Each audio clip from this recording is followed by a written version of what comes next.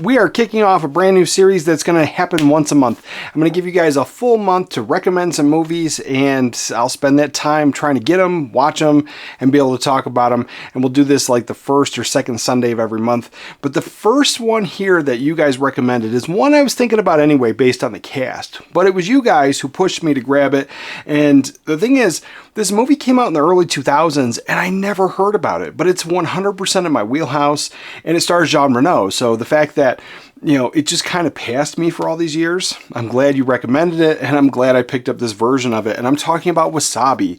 So I grabbed this chunky version from Umbrella Entertainment, and I absolutely love it. Now, this film is something that I kind of knew what I was getting into, because this is one I didn't go in completely blind. I read the premise of the story. So this movie, it was great. It was great. But the thing that everybody talks about is the fact that it takes place in Japan, and it's a French film with French language, and then it has American subtitles, and it's action, and it's fun, and it's, you know, something I feel like this movie shouldn't exist. Like like I don't necessarily think it goes beyond genres, one of those things, but it is so much fun. I had a blast with this one. Jean Reno's character, he goes to Japan to, you know, go to a funeral of somebody that he loved long ago. And while he's there, he finds out that he has a daughter. So this daughter is somehow either involved with the Yakuza, or she's being, you know, targeted by the Yakuza. And so he spends the entire time protecting her, but also not letting her know that he's doing that. There's an extremely funny scene while she's shopping in the mall and having a good time, and they're trying to kill her. And the entire time, he's just taking them out one by one in the middle of the mall. Nobody's noticing, and not even her. So it's funny. It's, you know, everything about this is amazing. And I think more people would watch it if it didn't have the subtitles, if it was in English language. But I love it. I love everything about this. I wouldn't change it. I'm looking forward to revisiting it. But it is something that I'm surprised not more people recommended this to me long ago, because it is 100% in my wheelhouse. And this one was a huge win. And, you know, thank you for pushing me to get it, because I was on the fence about it, and I almost missed out on this one. Now, the next one is something that it was recommended a couple times before, and usually when I talk about this other Bike Messenger movie with Joseph Gordon-Levitt, and I think that movie is a fantastic movie, but this movie is something that passed me by all these years, and I don't remember if I've ever seen this cover. I may have, but then at the time, being younger, and especially a teenager when I worked at the video store, I might have just saw this cover and said, man, Kevin Bacon on a bicycle? Like, who needs this? And it's called Quicksilver, and I need this. That's the answer. I actually really love this film, and while I enjoy that other movie with Joseph Gordon-Levitt, this movie is awesome. It's gritty. It's set in the 80s. It takes place in the 80s. It just kind of works for me. You know, a little bit of a time capsule type of movie. But in the beginning, we see Kevin Bacon. He's working in Wall Street. He loses everything. And while his parents don't seem to care that much, they still love him anyway. He takes this job as a bike messenger to kind of make ends meet. Along the way, he meets this girl, falls in love with her, but she gets mixed up in the wrong crowd. She gets unwittingly knowing, or no, she doesn't know that she's basically working for drug dealers. And then, somebody gets killed. Like the tagline in here says, speeding towards the final deadly showdown. And so he uncovers this like drug dealing murderous plot that's going on in the background of this movie.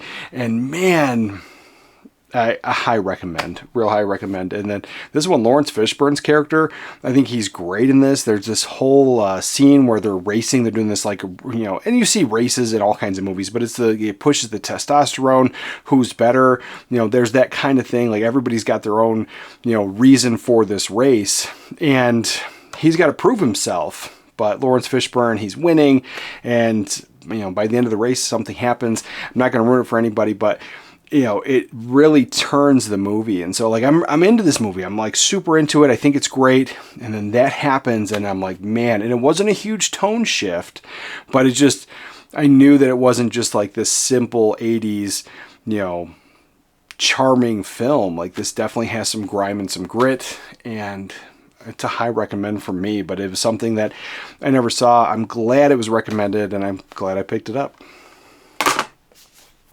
Now here's one that was an easy pickup based on the cast, but it's something that I really didn't know it existed. And if I did, like, because this came out with a big chunky box through 101 Films.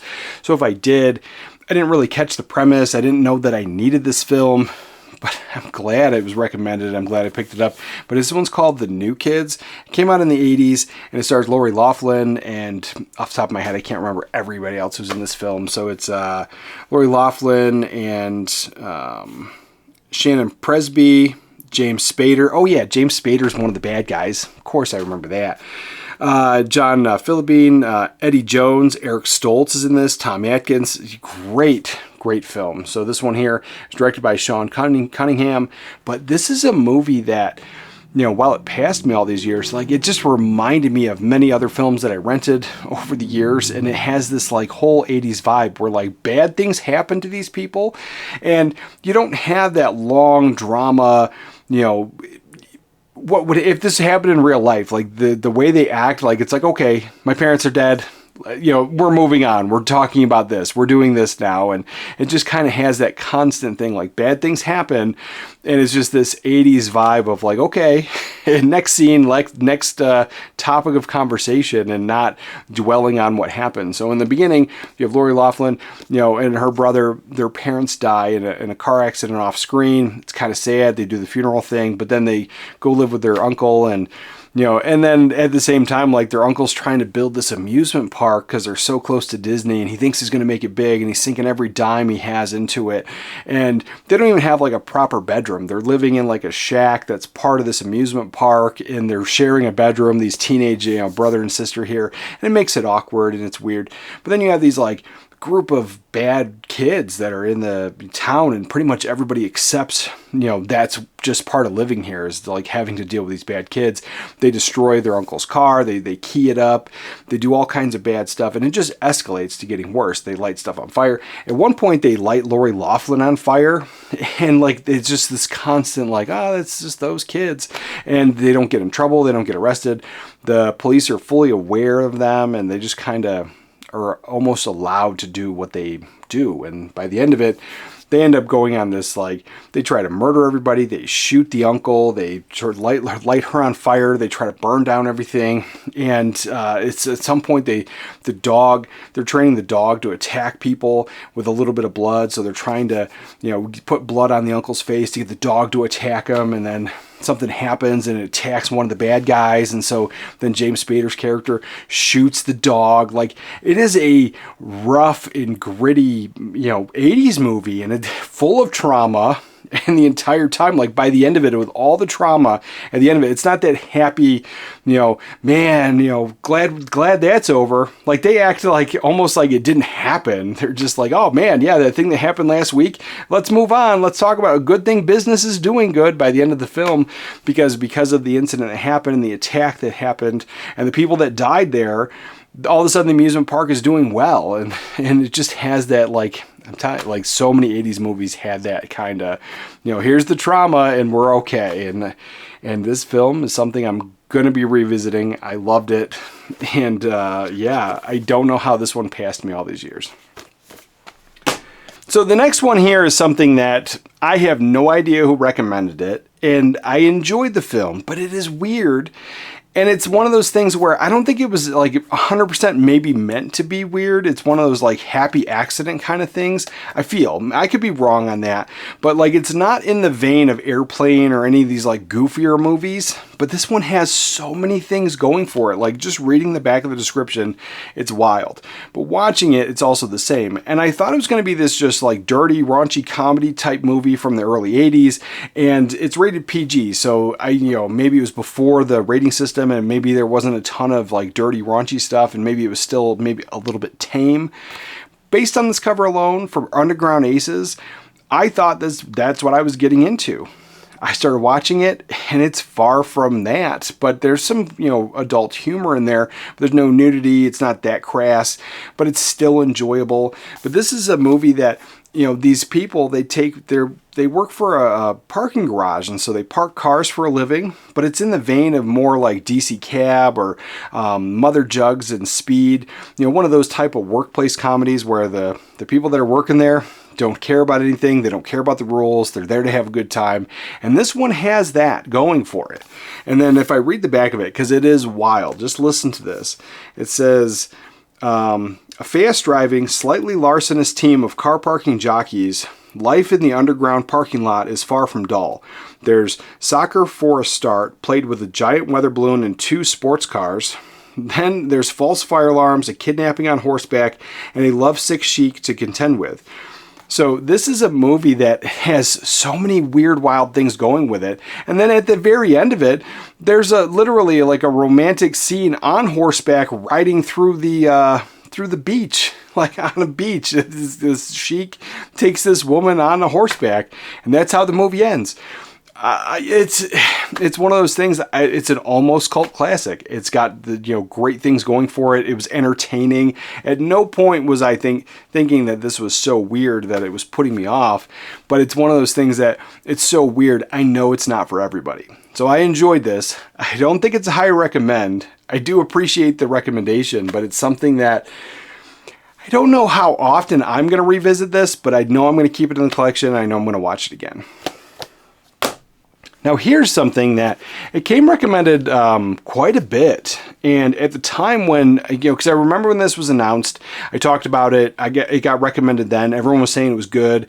Throughout the time, I was told maybe you should pick it up, so I was intrigued. I didn't pick it up, and then, Arrow Video was having their sale, and people were like, man, you got to pick that up, so I finally picked this movie up. Now here's the thing, in the first 10 minutes alone, I'm like, oh, I've seen this before. But only that 10 minutes. I never saw the rest. I quit this movie. This is a movie that I didn't think was for me years ago. And so I don't remember where I was seeing it. Like somehow I was watching this movie, and like within 10 minutes, this woman gets raped twice. And I'm like, if this is just the beginning of the movie and it keeps happening, I don't think I need to see it. I'm talking about Miss 45. And the thing is, like, I just quit too early originally. It's a good film, but this is definitely a cult film. This is not for everybody, because after that incident happens, this woman is mute. The incidents didn't cause her to be that way. It seems like she was born that way. She's mute. She doesn't say a word the entire movie. And then after that, it caused some kind of trauma where the second attacker, she ends up killing him. And like, I think I quit before that even, happened in the movie the first time I tried to watch this. But I didn't know that that's what this was. So then she kills him. And then after that, she gets his gun, and then she goes on a killing spree. But it's not like a constant spree, but she goes out. She kills men, and some of them might deserve it, but they didn't do anything to the point when she does decide to kill them that they deserved it at that point, but it might have led to there. She puts herself in a few bad situations where it seems like that is going to happen again. So there's that. But then, there's a few men, like there was a man that she was just he was going into his apartment building. She was chasing him down the way, and she was going to shoot him, but he got in the apartment building first. And so then she was upset. She was trying to break in and get through the door. And so it was that thing where, these bad things happened to her, and she was just taking it out on any man that she could and just shooting them with a 45. And so, yeah. I like it. It's a cult film. It definitely has its place on my shelf. I enjoyed this one, but it's one that I did give up on way too early years ago. Did I really need this big, giant, chunky box? Probably not. It was good. It's definitely a good transfer, a good 4K, worth picking up if you're into this, but the single edition would have been fine. A DVD of this would have been probably fine. Even a VHS I would have enjoyed. So maybe I didn't necessarily need to pick it up. So I'm glad I grabbed this for the sale price. I think I paid like $30 for it. So that's not bad. I don't think that's horrible for what this is. It is a movie that I'll see again. I definitely get in a mood where I want to watch some cult films, and so this will be a go-to. But yeah, this was a good one. It surprised me, but again, it's like one of those things that I saw it years ago, and I was like, if this is just going to be the entire film, because it happens like that, like the movie starts and almost immediately she's attacked, and then after she makes it to her apartment, she gets into her apartment, she's attacked again, and so it's just like, man, is this the movie? And it's not. It's definitely not. It's something else. But yeah, Miss 45, that was a win. Now here's one, it's been recommended a few times, and I finally picked this up, and it's because I'm trying to collect all the Olive films, and while I think that's a goal that's going to take me a long time, but I still think it's kind of feasible because they're out of business, and you know, there's only a finite amount of these movies, and so I might be able to get them all. But this one is something I've never seen. It was part of an Olive film, so I might have found it eventually, but it's one of the ones that it just wasn't on my radar, and so it had been mentioned twice that I should see it. But I knew nothing about this. I picked this one up completely on the blind, you know, the fact that it was recommended a couple times, and it's an Olive Films. So I was like, oh, I got to get it. And this one here stars Arliss Howard, George Wendt, Susie Amos, Diane Ladd, and this one here is Plain Clothes. Now, this is a movie that, one, this is something that, it's a Paramount picture, but it's something that I just don't remember. This one came out in 1988. So it was, you know, I was a young kid when this came out, but working at the video store, I don't remember seeing this. I don't remember anybody talking about it. But this movie here, if you haven't seen it, is it's basically like 21 Jump Street. It's the same story. And coming out in 88, it might have came out around the time the TV show was either just starting or had just started. So it was one of those things. They came out probably around the same time, but it's basically that same story. There's a guy, he's an adult man who is a police officer. He goes undercover to find out what's going on in this high school. And, you know, George Wendt, I think, is great in this. There's a lot of, George Wendt did a lot of movies back then, but there's not a lot of movies that I can think of him in. But every one I've seen so far, I've really enjoyed. But I always go back to House. I think that's fantastic. I think George Wendt is great in it. But my real core, memory, when you say George Wendt, I just think of Cheers. And so to see him in this, and I think he did a fantastic job, I think it was great. So this movie here, as I've rewatched 21 Jump Street, the show, over the years, I like this movie a lot more.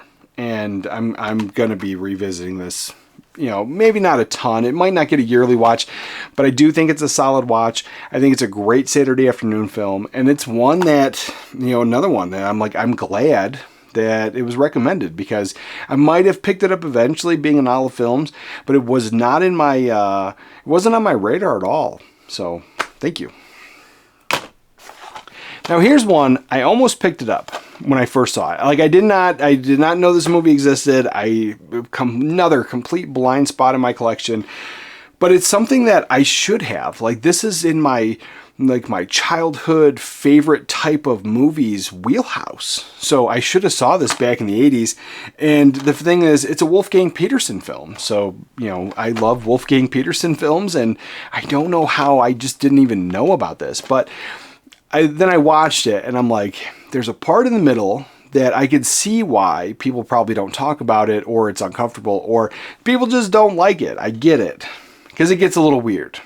But I like this film. And the thing is, I saw it, I was in a used movie store a couple weeks back, and I happened to see this Laserdisc. I took a photo of it because I'm like, I want to try to track this down. The cover was intriguing enough, the people that are in the film intriguing enough, but it was just a really expensive Laserdisc. And for an expensive Laserdisc on a movie I've never seen, I left it there. But then within a few days, somebody had mentioned this in the comments that, they wished, they recommended it to me. And so I was like, oh, I was just looking at that the other day, and so I tracked this down on that recommendation. And again, there's some intrigue there, but we have this movie that stars Dennis Quaid, Louis Gossett Jr., and it's Enemy Mine. Now, that's the cover that was on the Laserdisc. This has been released a few times, and somehow I've missed every single one of these releases. So this is a Eureka one, and I found it used on eBay, but I didn't pay an over crazy price for it. I ended up getting this Blu-ray cheaper than the Laserdisc. So that worked out wonderful. Now this movie here, top-notch special effects. It opens up, these are not Star Wars caliber special effects, but this opens up, they're in space, they're fighter pilots in space, and these spacecraft, and they're talking about this war between these Drac, these aliens, and the humans, and it's honestly a giant misunderstanding. And they find out because Enemy Mine, these two complete enemies, they're at war with each other. They land on what seems to be a deserted planet, and they need each other for survival. And so then Dennis Quaid's character teaches the Drac, which is played by Louis Gossett Jr., English. They become friends. And then it's just great. Like, everything about it's great. The practical effects are awesome. The story's seeming great. There's this buddy film. They're reluctant. They seem to hate each other at times. They even end up having a fight. But I loved it. And then it gets weird. And how it gets weird, and I don't hate it. Like, here's the thing is, I wish I saw this as a kid. So this has a place on my shelf. I'm going to rewatch it.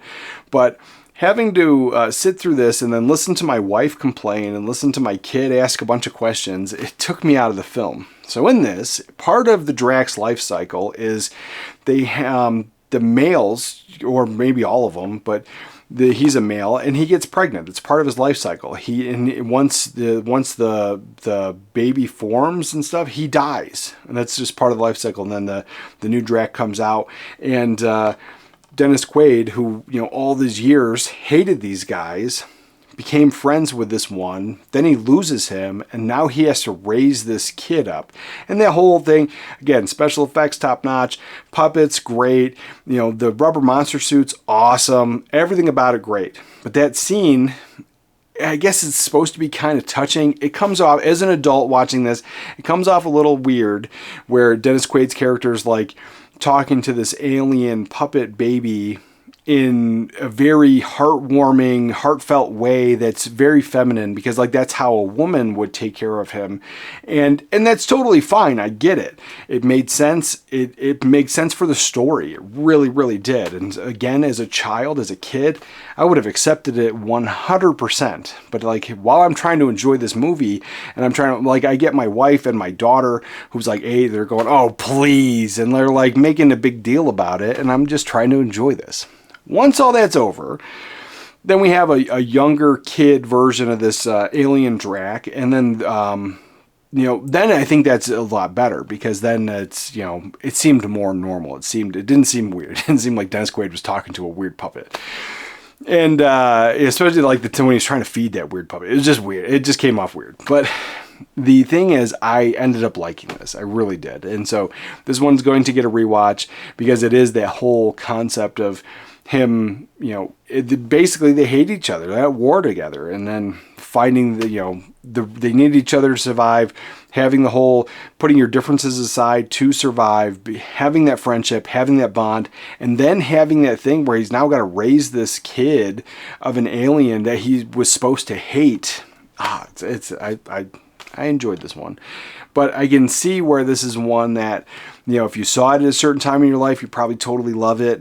But if I'm trying to recommend it to, an adult now, I could see where you might get the eye rolls. So I don't think it's a high recommend. It's something I enjoyed.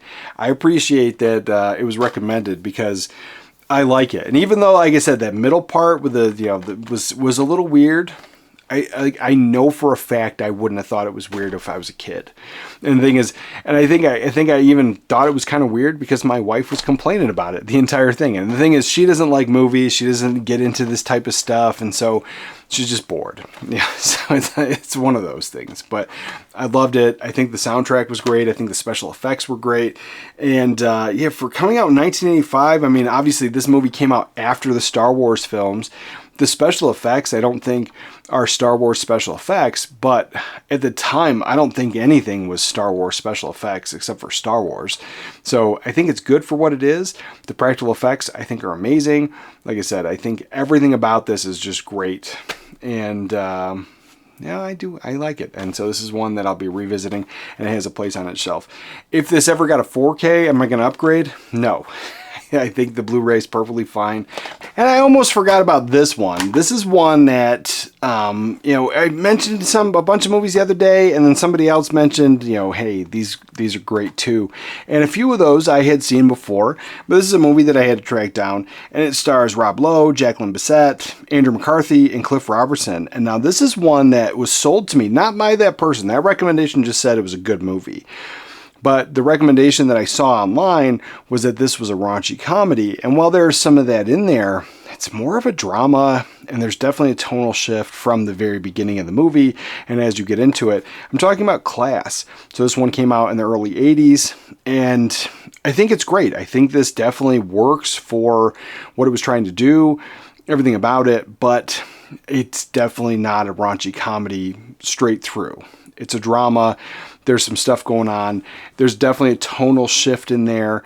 And in this movie, you know, you have Andrew McCarthy's character. He roommates with Rob Lowe's character. And at the very beginning, he tricks him into wearing women's underwear and then locking him outside of the college where everyone can make fun of him. So you really think that this is just going to just lean into that raunchy comedy, ridiculousness the whole way through.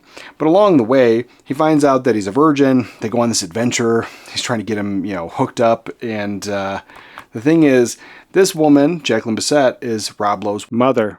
That's the girl that he falls in love with and sleeps with. She's a married woman, and then it makes it uncomfortable. And then there's, you know, it puts this wedge between the friendship. And then, you know, as he's sitting there and he realizes everything that's going on, they're trying to have a normal dinner, and his dad's like, "Hey, we got something in common." And so then you automatically think it's that they slept with the same woman. And so like it is one of those things, and it's got some dark humor in there. There's a scene towards the end where he looks like he's hung himself, and so Rob Lowe walks in on that. He goes to grab, you know, help, and the dean of students and all the other students are there.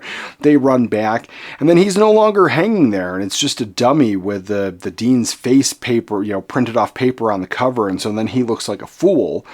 And there's that. So there's dark humor in this movie, but it definitely leans more into the drama. And it's one that, you know, I guess it doesn't come up that often because of the way it has that tonal shift. But I think it's a good film, but it is like, as I read it online, like it says, you know, it leans into all that other stuff. It's like comedy, dark comedy, raunchy comedy, all that stuff. And at the very end of the IMDb little slot, it says drama. And so it's got all that stuff going for it. I think it's great. I think it's another time capsule 80s movie, but it's one that, it's only a high recommend if you like those types of films. Like, this is not a straight raunchy comedy, but it's something I think is worth watching. I enjoyed it. I thought it was something that they probably wouldn't make today. So this was a good one as well. For some movie recommendations, you're going to want to check out this video right here. And with that, remember to watch a movie today, and I'll catch you guys next time.